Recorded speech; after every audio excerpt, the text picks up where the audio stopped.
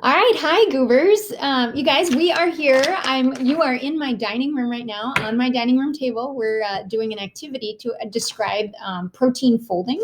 And my family are my lovely volunteers. This is my dear husband, Timothy Mark Johnson. And some of you might know him because he does math tutoring in the ASC. And then this is my lovely daughter, Isabel. And some of you probably don't know her, but she's a senior at the high school. She's graduating soon. And she actually took AP biology 2 years ago. So she knows all about, okay, she doesn't remember. Okay, she remembers a lot of it, actually. She remembered the word quaternary structure. I was very impressed. Anyway, we're going to do this activity, and it looks super dorky, but I have to tell you that I think this activity is incredibly effective at teaching you how proteins fold.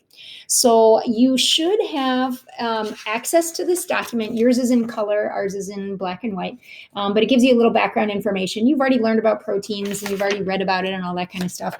But now we're going to take a look at how the proteins are folded. So what we have in front of us are they're toys that are called Toobers. They used to be something you could buy at Toys R Us. They're called Toobers and Zots.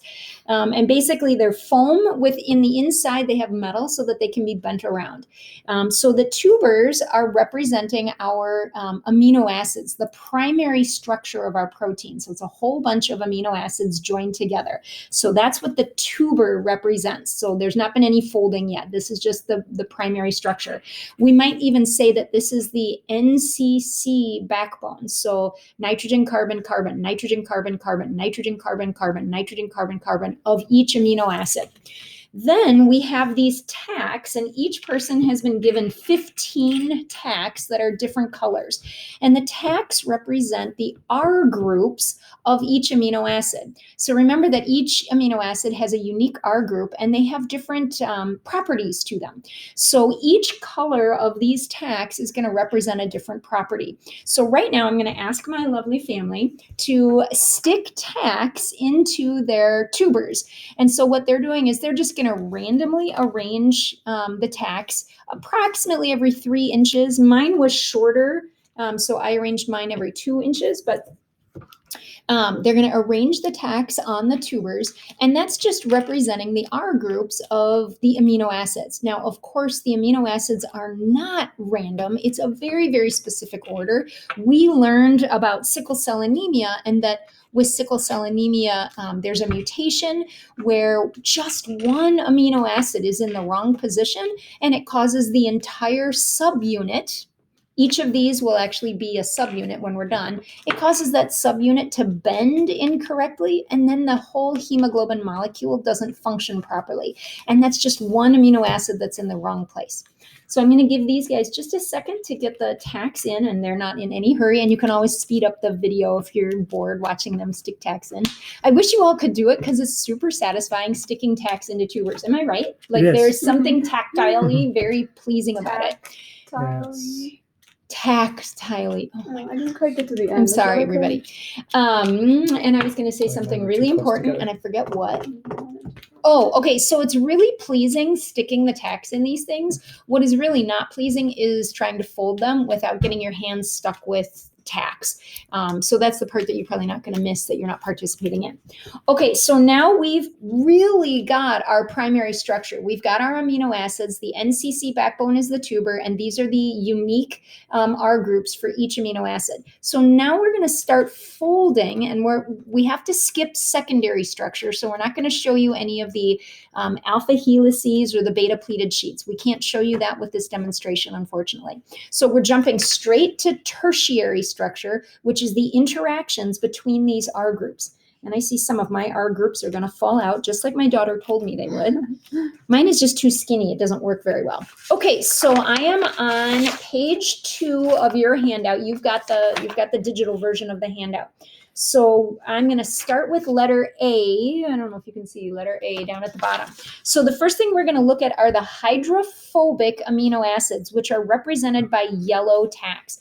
So every time that any of us has a yellow tack, they are going to fold to the middle of the protein. And it's just going to be a random mess, and that's okay. That's the way it's supposed to be. But the hydrophobic tacks are trying to get away from water that's surrounding the protein. So everybody's going to bend, and my husband has no idea what we're doing here.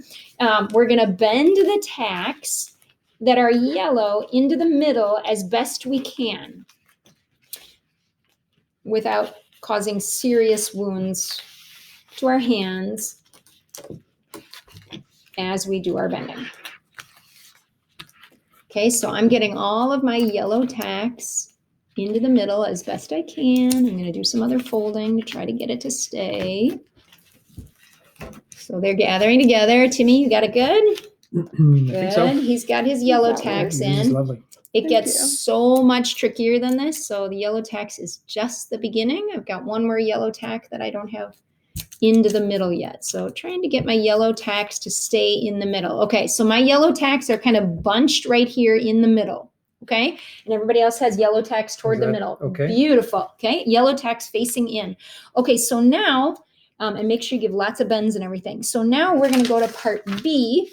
The charged amino acids are represented by red and blue tacks. So that means they're fully ionic. They've either gained or lost electrons, and they're going to be attracted to each other. And so we're going to bring the red and blue tacks close to each other. So I have a red and blue tack right here. You're probably seeing the white tack, but it's a red and blue one right there. And I'm going to try to bend them so that they're close to each other. Oh no, one of my R groups fell off. Mine's the skinniest one, so it's super hard to do. Okay, so my red and blues are going to be together the best I can. I think they're going to be together. Trying to get them together.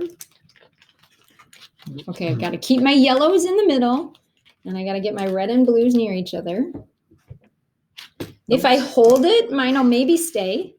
So right now, oops, my red just popped out.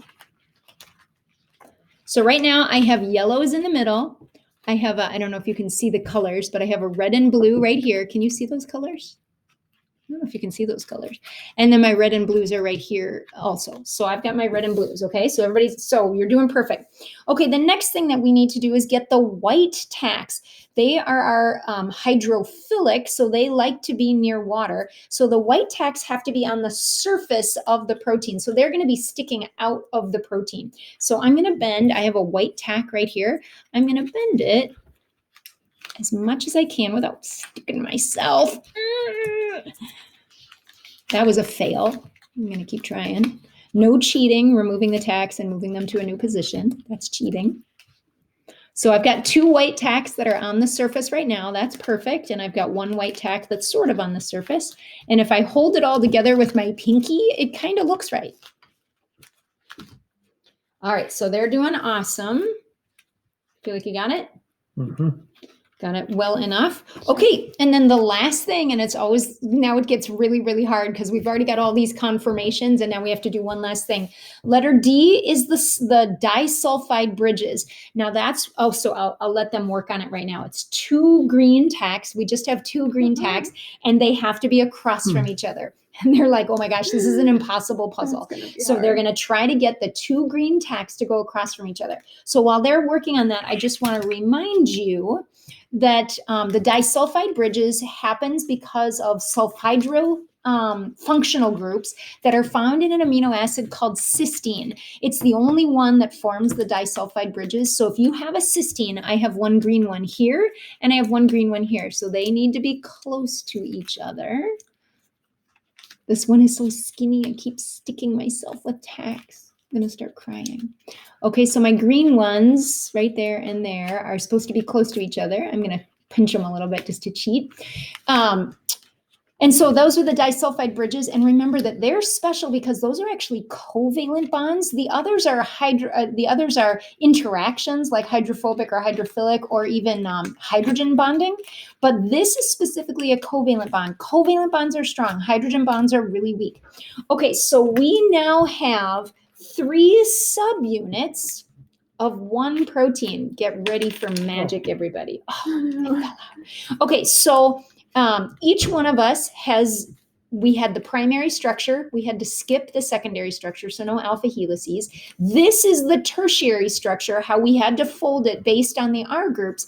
And now we're going to put the 3 together into a beautiful, it looks disgusting, but just trust me that this so matters.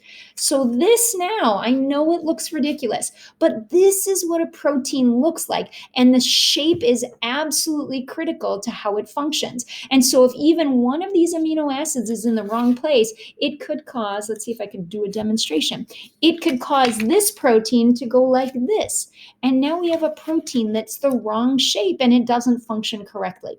So I guess that's it. You have an entire sheet of questions and I put the answers on the second page. So I want you to take a look at the questions and see if you can answer them on your own and then glance at the answers on page 2. And let's give a round of applause to my family.